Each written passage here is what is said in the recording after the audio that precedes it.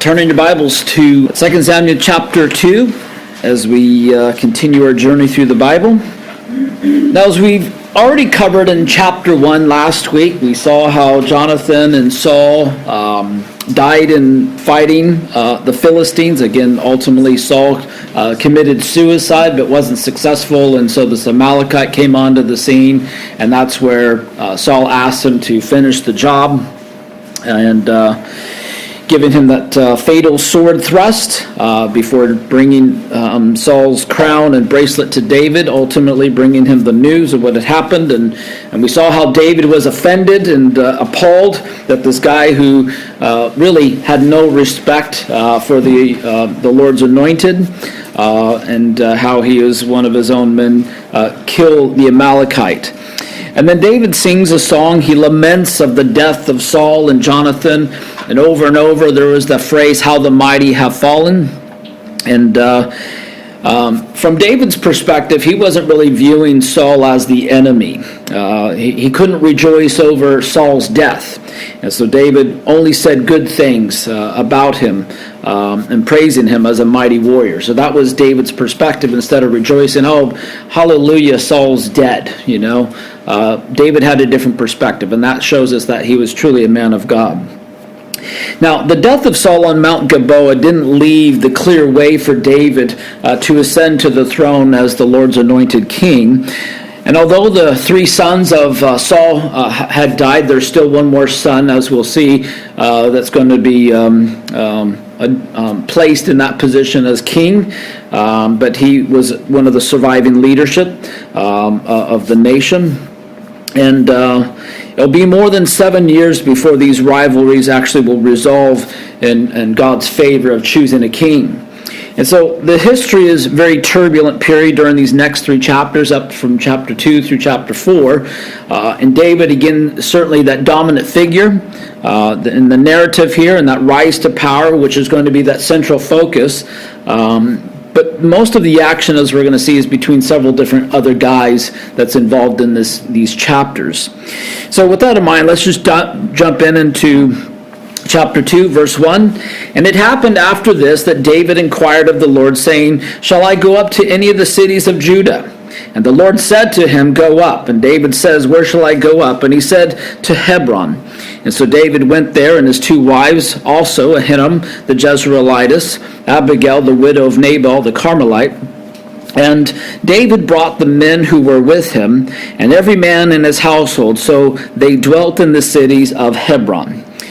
So with Saul and Jonathan now dead, it was appropriate for David and the men to anoint him to be the next king, as it was prophesied by Samuel a long time ago, for him to return to Israel to claim the throne.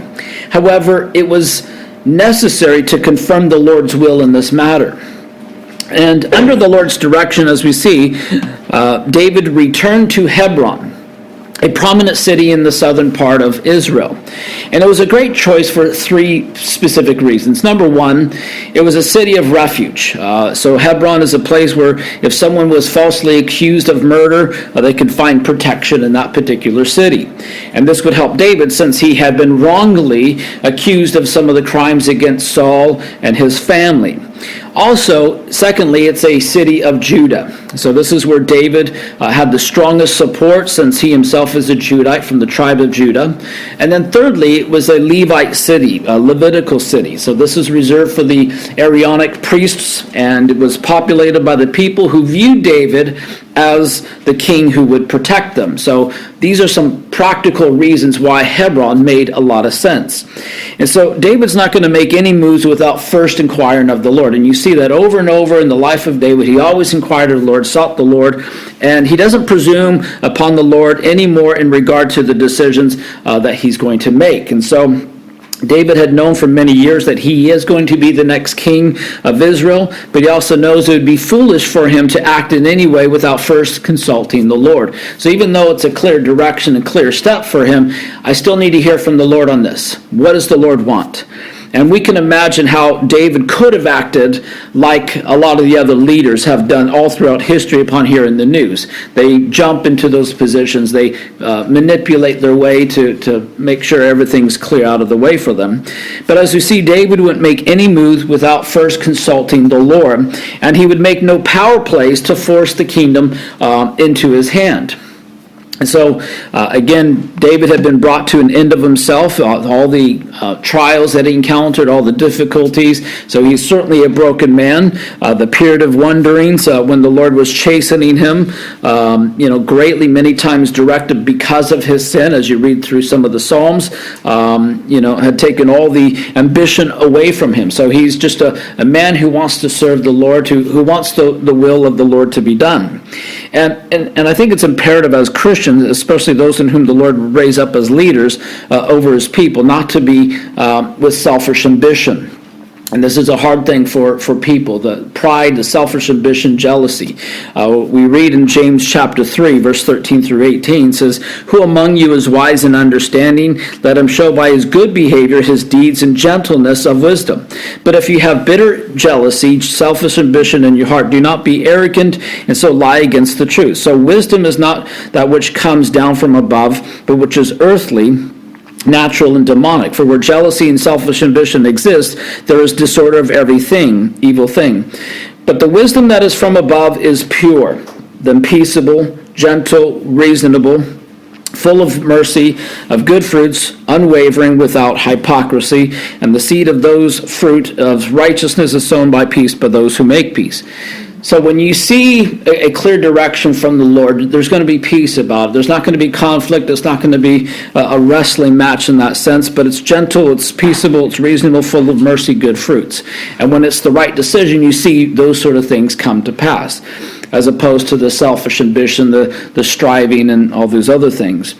But as the Lord brings each of us through the different trials and difficulties, just as he did with David, until we are in that place, it really doesn't matter what the Lord does through our lives. He works in us through our circumstances, and ultimately he'll place us where he wants us to be. But we need to go through those hard times to get through the refining that happens in our lives.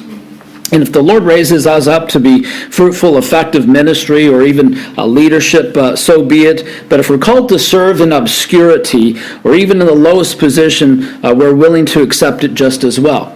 And that's the attitude we ought to have. When I was on staff at our home church, I was the assistant, and I was willing to serve in that role as long as the Lord wanted me to. I had no ambitions I want to be a senior pastor. That wasn't my ambition. It wasn't even a thought. I just wanted to serve the Lord. And as the Lord opened up doors, things happened. And so we need to be, wherever you want me, Lord, I'll serve you for the rest of my life. And as we're faithful in those little things, he'll give us more. So, having been anointed king over a decade earlier, as remember with Samuel anointing David, David had come to respect God's timing. And as you know, God's timing is always perfect. He needed to know if this was God's timing. So we're almost always in a hurry. All of us, right? We're kind of a microwave versus a crock pot. We want things done instantly, but God's in a slow process in getting us to where he wants us to be, and that will be more effective in the end. So in that sense, we can easily be these dodgy contractors cutting corners and building with subpar materials if we try to cut corners and try to do our own thing instead of doing it the right way. And for his part, God is that master craftsman who has taken his time to complete a good work that he has begun in us. And that work will be complete once we're in glory. But positionally, we are perfect in Christ because of the righteousness that we have in him. But there's a refinement that has to happen in our lives. So David needed to know the place where God was calling him to, not just any place would do. So Hebron was the place that he was supposed to go to. And so he wanted to be right in line with the Lord had for his life. And so the Lord tells him, go to Hebron, which will be the next base of operations for the next several years. Now, Hebron, by the way, is located in the mountains of Judea, kind of between Beersheba and Jerusalem. So it's about 32 kilometers in each direction, if you will, if you look at your maps. So David obeys the Lord. He takes his family and his men and their families to Hebron. He's going to be there for 7.5 years, and it is there he's going to be anointed king, at least of the tribe of Judah, for 2 years. And so he's going to reign over the nation, as we know, for 38 years. 33 of those years will be in Jerusalem, 40 years in total. Now, as you know, Hebron is one of 6 cities of refuge that is mentioned in Joshua chapter 20. So there's 3 cities on one side of the Jordan, 3 cities on the other, and it goes up and down through the nation. And so it's easy to, no matter what part of the nation that you're in, you can get to a city of refuge. So they're located and established a place of safety for those who accidentally murdered someone. So it was a base of protection. But once you entered that city, you could not leave that city until the high priest was dead. And so you're no longer safe from the avenger of blood, for one of the laws that was part of that condition. Anyways, verse 4 goes on to say, the men of Judah came, and they anointed David king over the house of Judah. And they told David, saying, the men of Jabesh Gilead are the ones who buried Saul. So David sent messengers to the men of Jabesh Gilead and said to them, you are blessed of the Lord, for you have shown kindness to your Lord, to Saul, and have buried him. And now may the Lord show kindness and truth to you. And I also repay you for this kindness, because you have done this thing.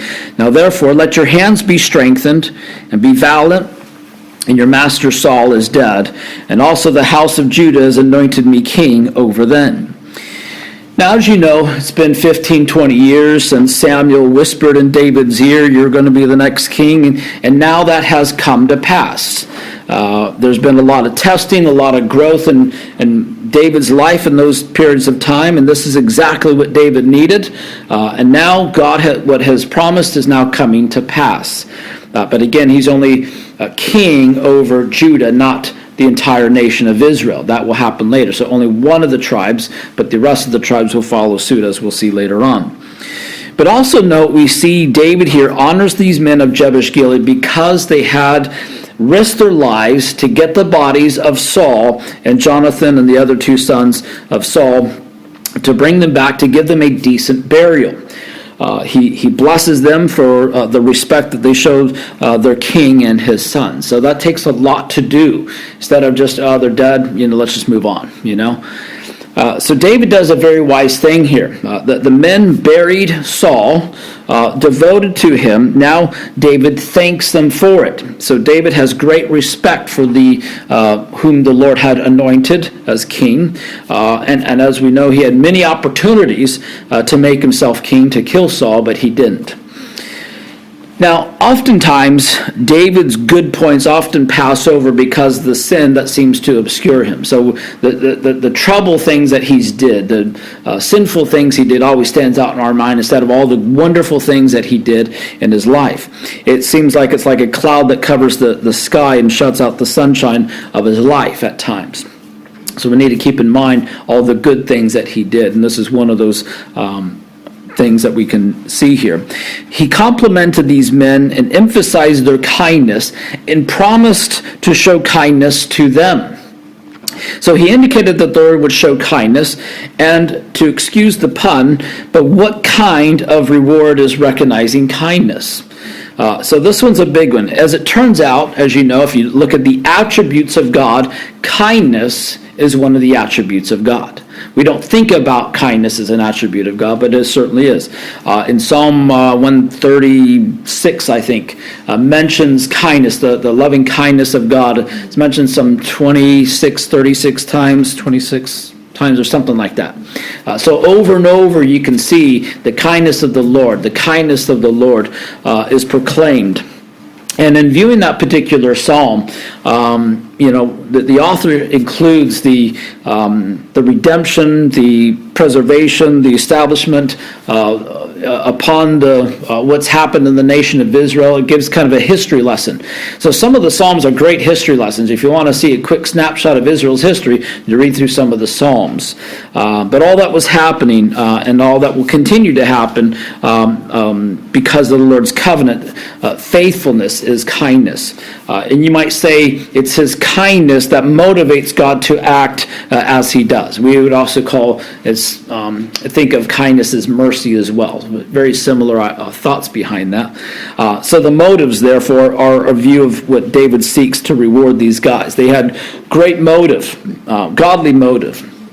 And it's a reminder to us that, like David did with these men of Jabesh Gilead, that Jesus wants to do with you and I. He wants to show kindness to us, to lavish his kindness, his blessing upon us. He will judge us for our motives and reward us for those that were godly. And again, as we know in 1 Corinthians 3, that the things that will of the flesh will burn up like wood, hay, and stubble, but the other stuff will remain. The things that we did for the right motive, the right heart. And again, I can't always know the motive of another person, but I can always let the Lord reveal my own to be sure that they're in line with his.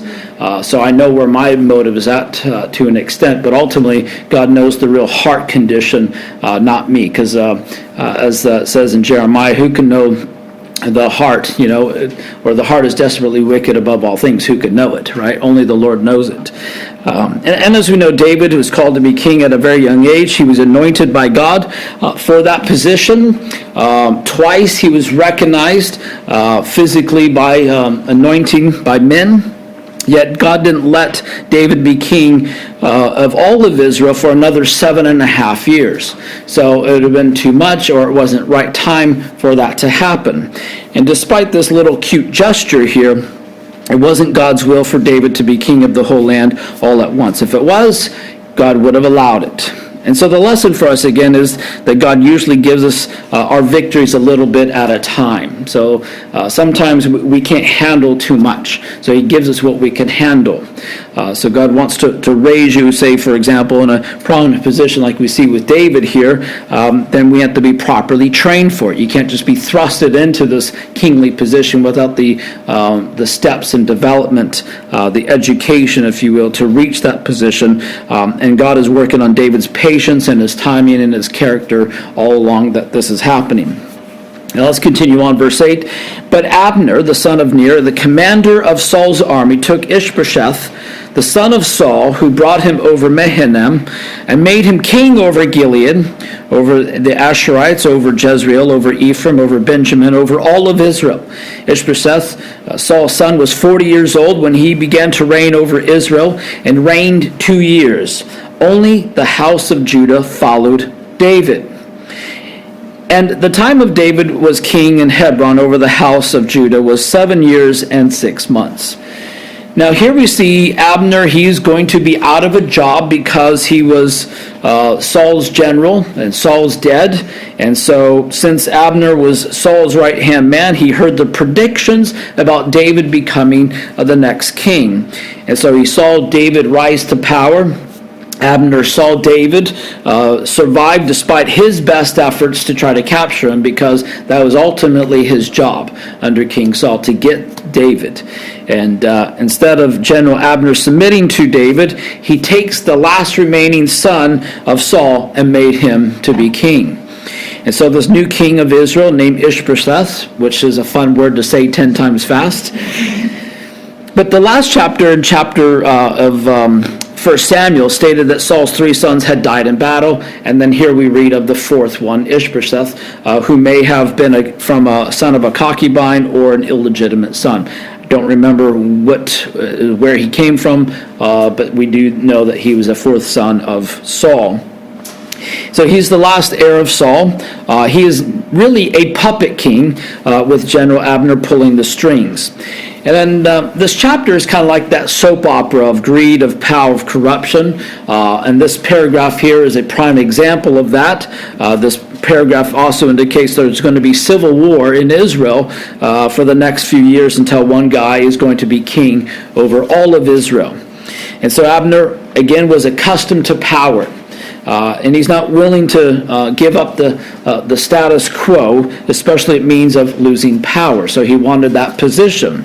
And so in a pure power play, he put Saul's only surviving son on the throne, and the headquarters was in this town of Mahanaim, which was on the east side of the Jordan, a place where the Philistines had shown little interest, so there's not going to be much of a threat there. Ishbosheth, as you know, is a weak king of a weak kingdom set up by a strong man for his own selfish ambition. And so there was no religious sanction standing to contrast David seeking God's will, and the men of Judah anointed David stands as contrast to Abner's anointing Ishbosheth king of Israel.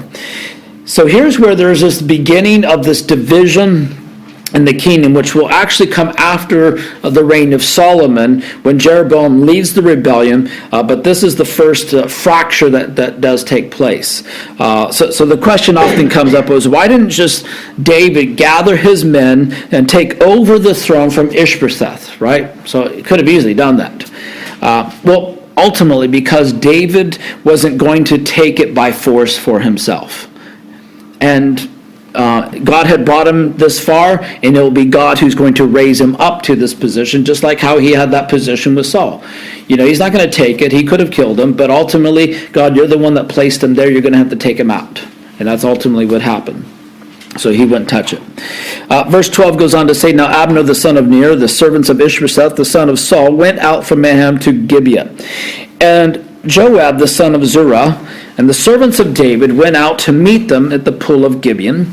So they sat down, one on one side of the pool and one on the other side of the pool. And then Abner said to Joab, Let the young men now rise and compete before us. And so Joab says, Let them arise. So they arose and went over by number, 12 from Benjamin, followers of Ishbosheth, the son of Saul, 12 from the servants of David. As you know, Saul's line was from the tribe of Benjamin, so that's kind of where these numbers are coming from and where that line is in those people. Verse 16, as each grasped his opponent by the head and thrust the sword in his opponent's side, they fell down together, and therefore the place was called the Field of Sharp Swords, which is in Gibeon. And so there was a fierce battle that day, and Abner and the men of Israel were beaten before the servants of David. Now, to establish Ishbosheth's right to rule in Israel, it was necessary for Abner here to kind of project military force.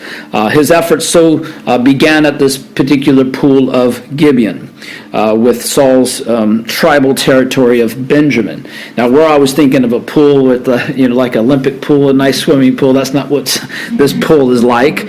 Some said it was just this big ditch there. It could have just been a pool of water.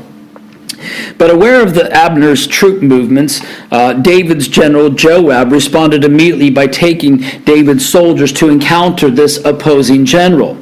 And so Gibeon was this kind of religious center and city where the priests lived.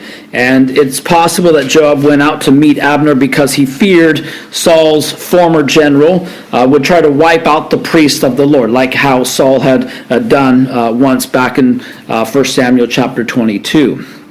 So here we see these two military leaders coming together with their men, and Abner, as you know, was Ishbosheth's commander, Joab is David's commander, and they both are ruthless. They're both loose cannons, you might say. Joab had two brothers. One of them was Abishai, the other was Ashiel, who were actually related to David, who were his nephews because of David's sister. Zariah, something like that, as First Chronicles mentions. So as they gather across from each other, one comes up with this wonderful plan. Why should we involve our entire armies? I'll pick 12 of my best, you pick 12 of your best, and we'll let them battle out, and winner takes all. So again, they face off with each other to face the battle who would win. And perhaps the hope would have been initially the war would have been avoided if both sides accepted some outcome of the small little scale of conflict.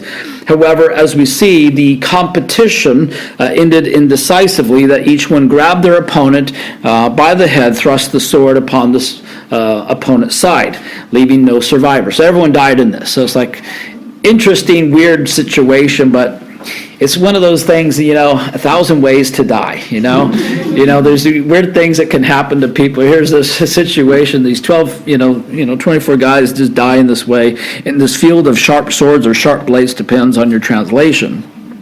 So again, this battle short-lived. These men kill each other. They start what was a competitive skirmish, ended a battle to death. Now, the question is, what's the point of all this? Why did God want us to know this? The answer is that God wanted the war to be more drawn out. Eventually, as we read the death of Abner and Saul's last remaining son, King Ishbosheth, God didn't want a quick stalemate and settlement, and everyone to live happily ever after.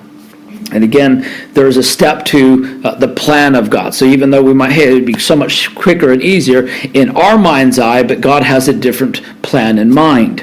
If Abner wasn't willing to accept David as the king back when Saul was alive, if Abner wasn't willing to accept David as king during post-Saul's years, the victory of the defeat of these 12 guys wouldn't matter either. So it didn't matter who's going to win this particular battle. Abner's not going to submit to David. So it had to be this long drawn-out war in order for God's will of David to be king to be accomplished. So that was part of the thought behind this. Verse 18 goes on to say, Then the three sons of Zerah were Joab, Abishai, and Ashiel. And Ashiel was a fleet as foot as a wild gazelle, meaning he was fast runner. He's Usain Bolt back at the time. And so Abishai pursued Abner, who was going to, he didn't turn to the right hand or to the left following Abner. And Abner looked behind him and said, Are you Ashiel? And he answered and says, I am. And Abner said to him, Turn aside to your right hand or to your left, and lay hold of the one young man and take his armor for yourself. And Ashiel would not turn aside from following him. And so Abner said again to Ashiel, Turn aside from following me. Why should I strike you to the ground? And how then can I face your brother Joab? However, he refused to turn aside, and therefore Abner struck him in the stomach with the blunt end of the spear, so that the spear came out of his back. And he fell down and died on the spot. And so it was that many that came to the place where Ashiel fell down and died stood still. So as Abner's men are defeated, Abner's on the run trying to get away from Joab, and his brothers Abishai and Ashiel are in hot pursuit after him. And Ashiel, as you know, is faster, so he's fast as a gazelle. He catches up to him, and Ashiel is he kind of has this conversation with Abner, and it's basically Abner saying, Son, if you know what's good for you, you would turn and fight someone else. But don't come after me or you're going to be sorry. Come on, son. You know better than this. And of course, he warns Ashiel to leave him alone, and amazingly, Ashiel doesn't even prepare to fight. He's unarmed. He doesn't have any weapons. So it was pretty much a grave mistake in that sense. So he refuses to heed the warning of Abner, and Abner then tells him again, Son, it's your last warning. If you continue after me, you're going to regret it. And so Abner gives Ashiel a fair warning, but again, he doesn't heed. And there's really no need for him to actually go after Abner when it comes down to it. David didn't tell him to go do this. But Joab, the commander, encouraged this encounter as many lost their lives because of it, including Ashiel. But as we see here, there's that old blunt end of the spear trick. So Abner is being pursued, simply stops. So you know how when you're running, someone's behind you and you stop all of a sudden they run into you? That's kind of what's happening here, all except that Abner takes the end of the spear, the blunt end, which actually there's a bit of a point to it, not the real sharp end, because they needed to stick it into the ground when they weren't using it, and that's what came through Ashiel's side. And so it's kind of an interesting situation here, but the spiritual application for us is keeping our point, pun intended, sharp for the Lord. So we don't want to regress. We want to keep our axe sharp, our sword sharp, for the battle that lies ahead, because we're in this constant battle, and in the end times it's going to get worse and worse. The enemy wants to trip us up, stumble us, to attack in many different ways. And so there's a pursuit after our souls. And so we're to keep our point sharp, if you will. And when it comes to confronting people, we don't blunt the message. We speak the truth in love, as kind of another situation in this. We're to speak the truth in love. We're to deal with their issues. But what a sad situation this is, and it's not over yet, because Joab is going to want revenge against the death of his brother. Verse 24 goes on to say, Joab said to Abishai to pursue Abner, and the sun was going down when it came to the hill of Amnah, and before Giah, which in the wilderness of Gibeon. And the children of Benjamin gathered together behind Abner, and became a unit, and took their stand upon the hill. So, as David's men continued to pursue Abner and his troops, Abner, his men, had enough time to regather, to regroup as they stationed themselves on top of this particular hill, waiting for Joab and his men to come and get them. So it's kind of an ambush and waiting. Verse 26, then Abner called Joab and says, shall the sword devour forever? Do you not know that it will be a bitter in the latter end? How long will it be until you tell the people to return from pursuing their brethren? And Joab says, as God lives, unless you had spoken, surely then by morning all the people would have given up pursuing their brethren. So Joab blew a trumpet, and all the people stood still and did not pursue Israel anymore, nor did they fight anymore. So Abner attempting to end this fight by calling 3 thoughtful questions to his adversary Joab. And he urged Joab to consider the long-term consequences of this civil war. Such conflict would cause his brothers, the fellow Israelites, to kill each other and result in bitterness. So whereas Abner's spear had struck Ashiel in the stomach, his words stuck in Joab's heart. And so David's general, he blew that trumpet, signaling the troops to stop their advance, and they ended a truce with Joab's force no longer to pursue Israel. Part of the thought behind this, and again, it's much better to make peace with our brethren than to fight with them. And we see such division within the body of Christ for various reasons, but sometimes we fight over the meaningless, non-essential items, and the only victors are the enemies of God, and that's exactly what the enemy wants to do, to see us fighting and being distracted with one another instead of reaching people with the good news.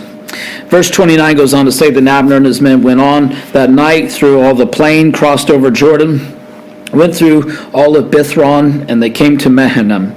So Joab returned from pursuing Abner, and when he had gathered all the people together, there were missing of David's servants 19 men and Ashiel. But the servants of David had struck down Benjamin and Abner 360 men who died. Then they all took up Ashiel, buried him in his father's tomb, which was in Bethlehem. And Joab and his men went all night, and they came to Hebron at daybreak. So there's no celebration for this great victory here. Joab lost 20 men, whereas they were able to kill 360 men of Abner's men. And there is no celebration here because these were brethren. And thus, both lost. There's no winners here. Now, some say that Joab should not have made peace with Abner because he was the enemy, and you can't serve the enemy, and understand what they're saying. But again, they weren't praying. They weren't seeking the Lord in any of this battle. So this isn't what the Lord wanted to be in the first place. And so the question is, do you think God has the power to raise up David to be the king over the entire nation? Of course he does. And thus David was just letting God do the work and not wanting to get in the way. So that was David's heart. That was his position. But you have other people doing their own agenda.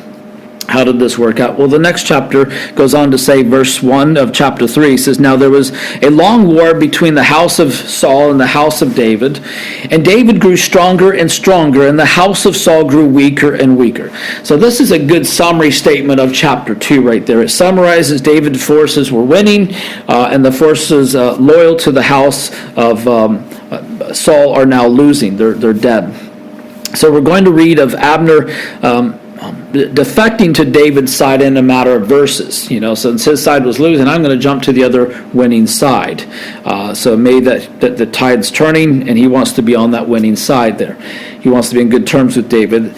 But we see that God was raising up David. He didn't want to try and gain the position on his own. He let the Lord do that. He let the Lord direct his steps.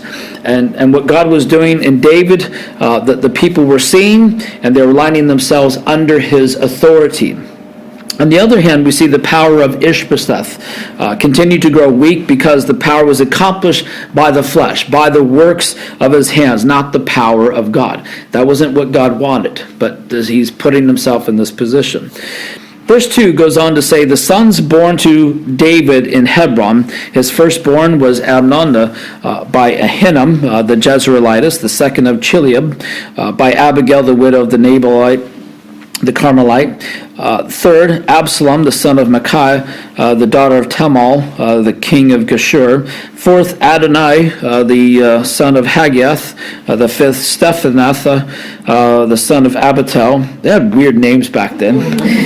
The sixth, Eritreum, by David's wife Elgael. These were born to David in Hebron. So we interrupt the story of this war, and we bring you the new life of David.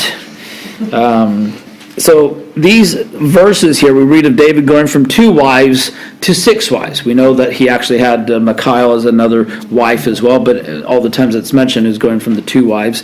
That's mentioned in the text here. And so he's now the father of all these different children that came from all these different wives. So he's a busy man. Now you look at what transpired with these 6 sons who were born to these 6 wives. Not a good thing. Ammon, as you know, he raped his half-sister who was murdered by his half-brother. Chileab, who was known as Daniel in 1 Chronicles chapter 3. The few mention of the son indicates perhaps he died at a young age, an ungodly, unworthy man, and we don't know what happened there, just kind of obscure. Absalom, as you know, murdered his half-brother and led to a civil war against his father David, attempting to murder David. Adonijah tried to seize the throne from David, and David appointed successor. He tried to take one of David's concubine and was executed for his arrogance. And then we fairly can assume that Stephaniah and Eritreum either died at a young age or were ungodly and only mentioned here in Scripture.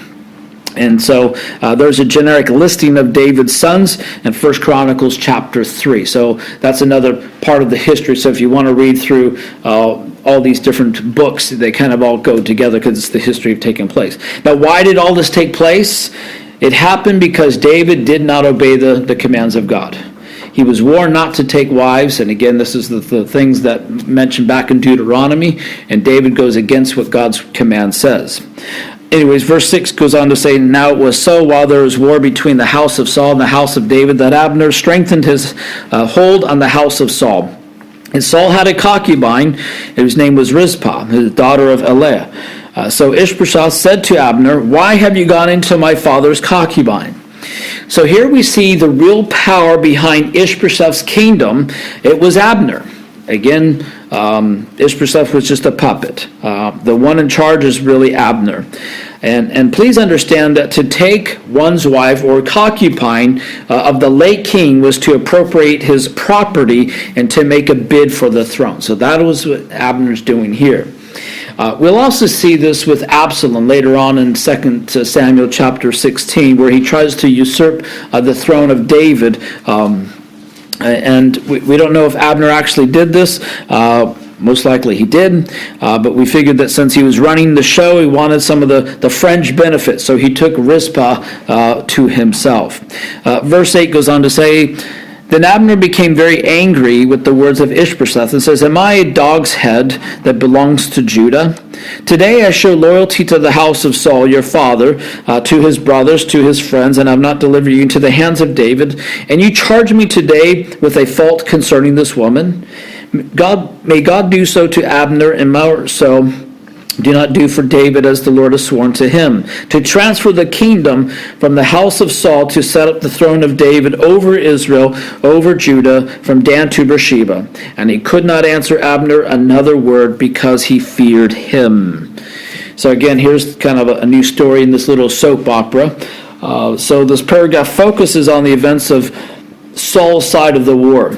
So again, remember, Saul's side was just losing this big battle. They lost hundreds of men. Abner decided, he wanted to sleep with the concubine of Saul's, and the girl's name is Rizpah.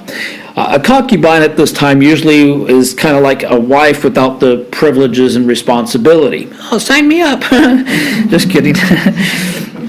But having sexual relations with the king's concubine kind of made this public statement here. It was saying that he's really the man in power. He's the man in charge.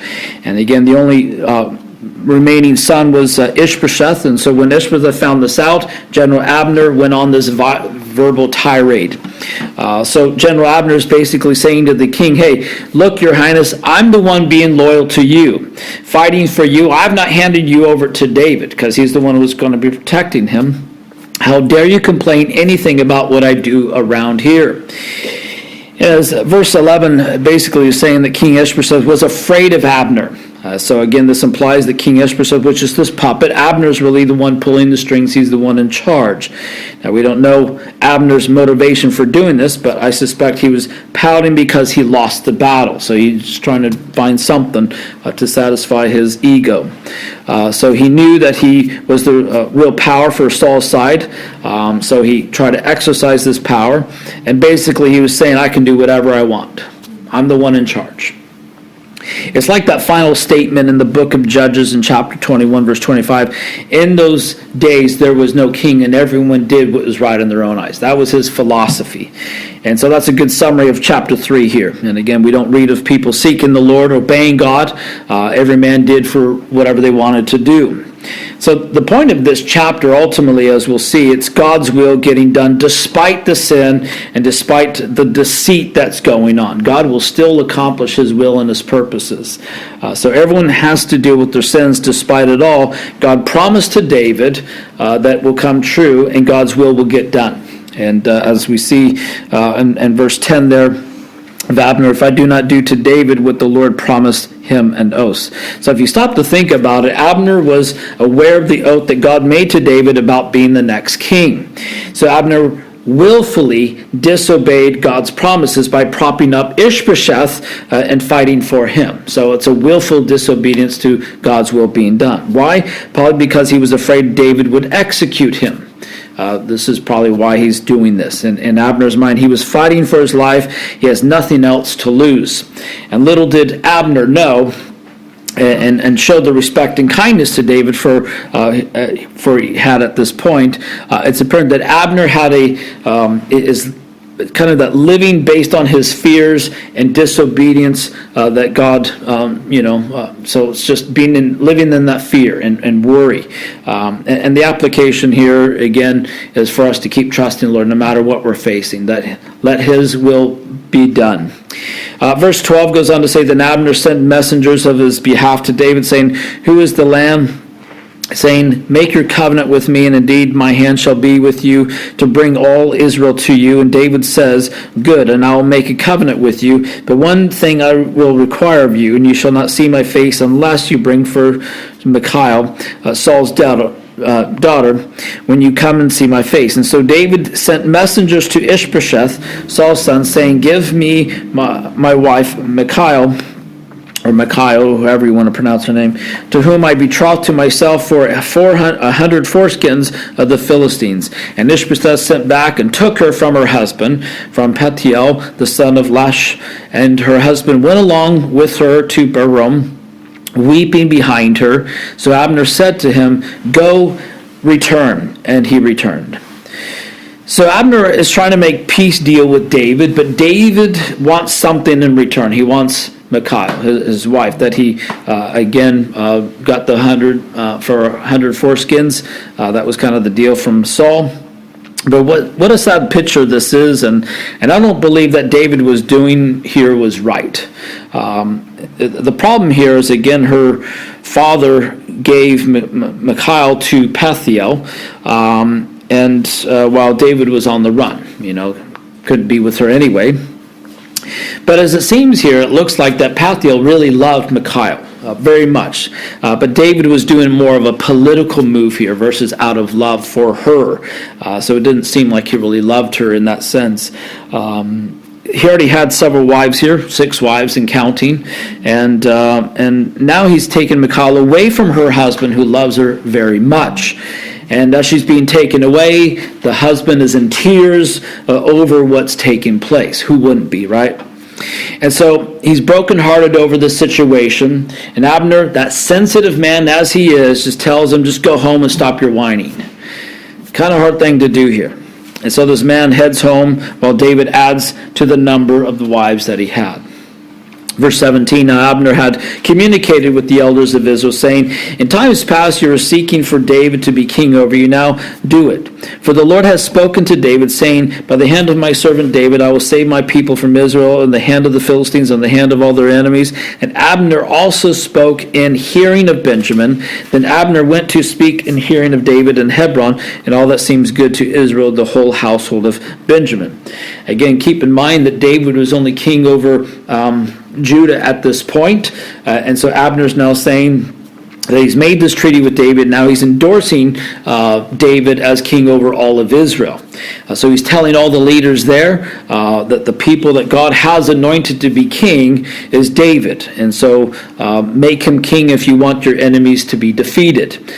So it's interesting how we fast Abner changes side from Ishbosheth to David when it benefited him, right?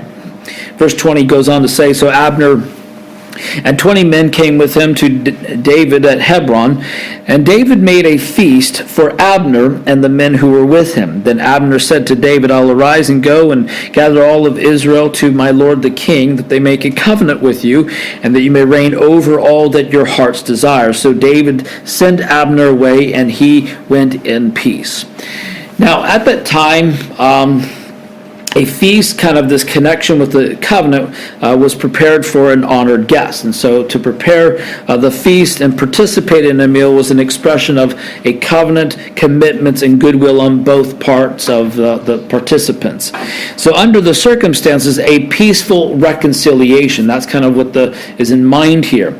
And so David sent Abner away. And so Abner and some of his men come to David, and David has this feast for them. Abner's leaving. He tells David that he's going to let the people know that you're the man, that you're the king of Israel. And he thinks that he's the one that's really gathering Israel before David. But it's interesting because he won't, but the Lord will. And again, he's trying to take credit for what God is doing. So that's one of the lessons you got to learn is don't take credit for what God is doing, or you will be humbled. Humble yourself in the sight of God, He will lift you up, right? So don't take credit for what God is doing. Verse 22, then at the moment the servants of David and Joab came from the raid and brought much spoil with them. But Abner was not with David in Hebron, for he sent him away. He had gone in peace. And when Joab and all the troops that were with him had come, told Joab, saying, Abner, the son of Ner, came to the king, sent him away, and he has gone in peace. Then Joab came to the king and says, what have you done? Look, Abner came to you. Why is it that you sent him away and he's already gone? Surely you realize that Abner, the son of Ner, came to deceive you, and to know you're going out and you're coming in, and to know that all that you're doing. So as Abner left David, Joab comes, he finds out the one who killed his brother, the one who sided with Ishbosheth, is in town, sitting with David, and David's letting him go. So he can't believe what he's hearing. Why wouldn't you deal with this guy? Because he's this double agent, and he's looking for a way to destroy David. So this is kind of what's happening here. Now, if you think about that for a moment, if Abner wanted David dead, he would have killed him at this particular meeting. So obviously that wasn't the case, but Joab saw things differently, probably because he wanted to avenge the death of his brother. Verse 26 goes on to say, but then when Joab had gone from David's presence, he sent messengers after Abner, who brought him back of the well of Sirah, but David did not know it. Now, when Abner had returned to Hebron, Joab took him aside in the gate of the city to speak to him privately, and stabbed him in the stomach, so that he died for the blood of Ashiel, his brother. So as Joab accuses Abner of decepting and being deceptive regards to his true motives and seeking to form an alliance with David, but he's really seething towards Abner, trying to have Abner killed because of what he did to his brother.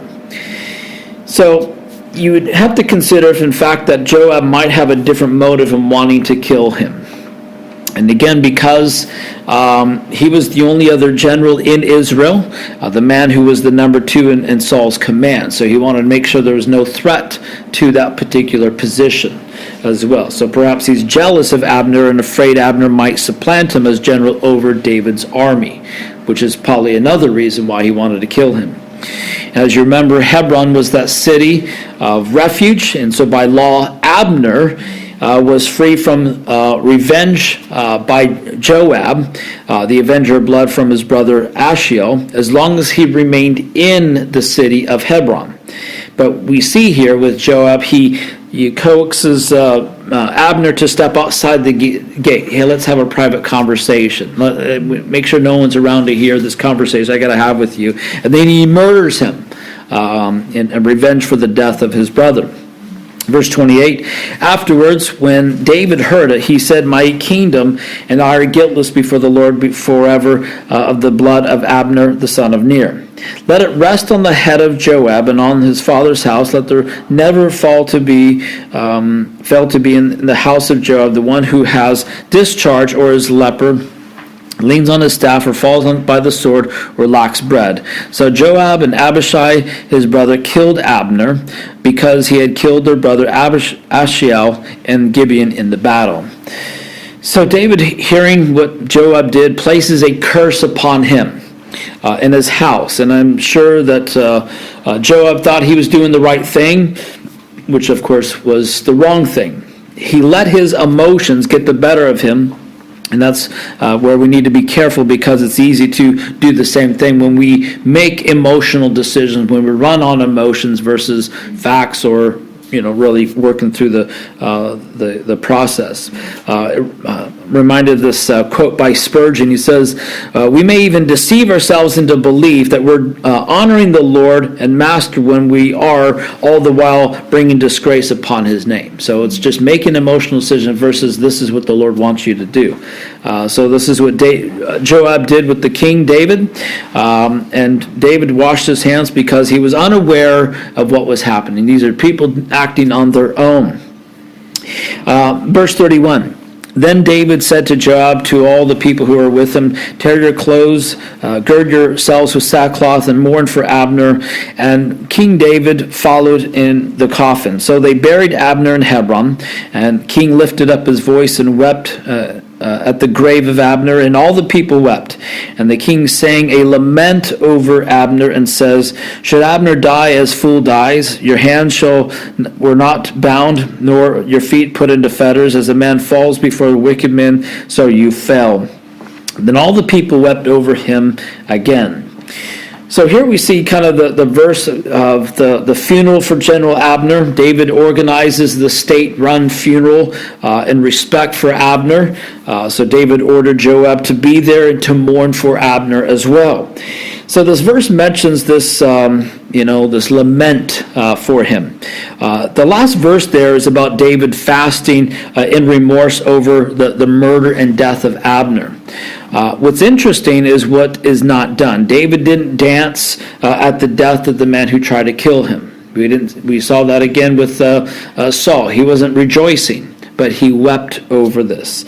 And again, we see him organizing this big state funeral for him. And so, unfortunately, we see with Abner, he died for his actions. And sometimes we have to pay for doing, the things, there's consequences for our actions and behavior.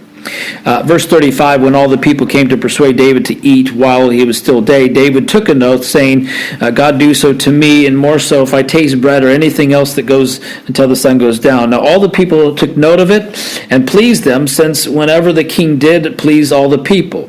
And all the people in all of Israel stood that day, had not been at the king's intent to kill Abner the son of Ner.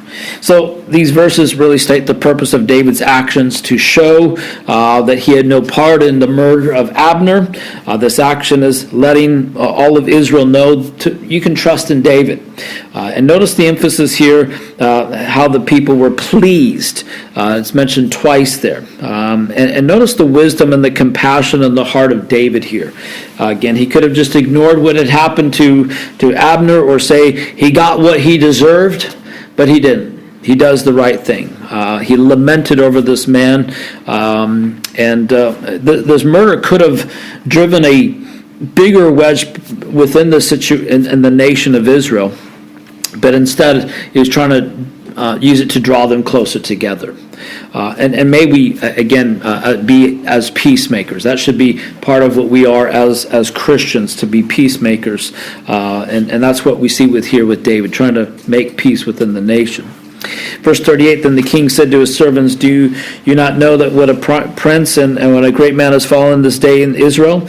Am I weak today? Though anointed king, these men, the sons of Zerah, are too harsh for me. The Lord shall repay the evildoer according to his wickedness. So again, Joab was a great man of war, but he also was uncontrollable. Even though David, could not control him, he was this loose cannon, ready to explode, did whatever he wanted. And one of David's last charges to his son Solomon was to kill Joab for his wicked behavior. And that's what Solomon does in 1 Kings chapter 2. Now, I don't know about you, but I don't like messes or conflict for that matter, but it's part of life. You're going to have to deal with things. This is what happens. And it kind of reminds me of what Solomon says in Proverbs 14:4, where there is no oxen, the trough is clean, but where there's much increase comes with the strength of an ox. So basically he's saying any type of meaningful results in your life is going to take investment of your time. It's going to take work. It may get messy. And so, you want messy. You want to see growth. You want to see health. You want to see these things. And thus, don't give up. Keep working, knowing that there will be mess from time to time. It's messy because you're dealing with people.